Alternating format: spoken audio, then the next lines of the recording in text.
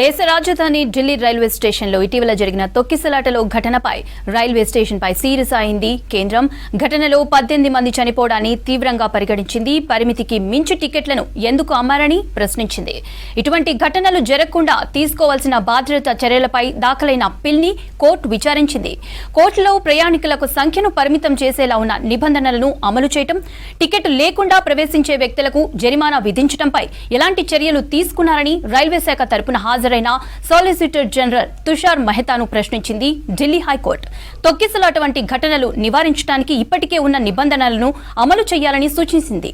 Railway స్టేషన్లో జరిగిన ఘటనలపై affidavit దాఖలు చేయాలని ఆదేశిస్తూ తదుపరి విచారణను మార్చి 26కు వాయిదా వేసింది.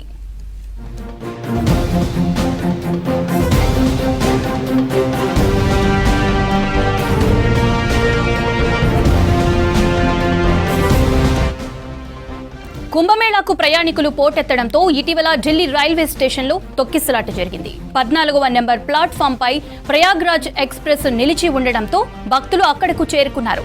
స్వతంత్ర సేనాని ఎక్స్ప్రెస్, భువనేశ్వర్ రాజధాని ఎక్స్ప్రెస్ రైళ్లు ఆలస్యం కావడంతో వాటి కోసం వచ్చిన ప్రయాణికులు అదే సమయంలో 12, 13, 14 నెంబర్ ప్లాట్ఫామ్లపై ఉన్నారు. దీంతో ఒక్కసారిగా అక్కడ రద్దీ పరిగిపోయి తొక్కిసలాట జరిగింది. ఈ ఘటనలో 18 మంది మరణించగా అనేక మంది గాయపడ్డారు.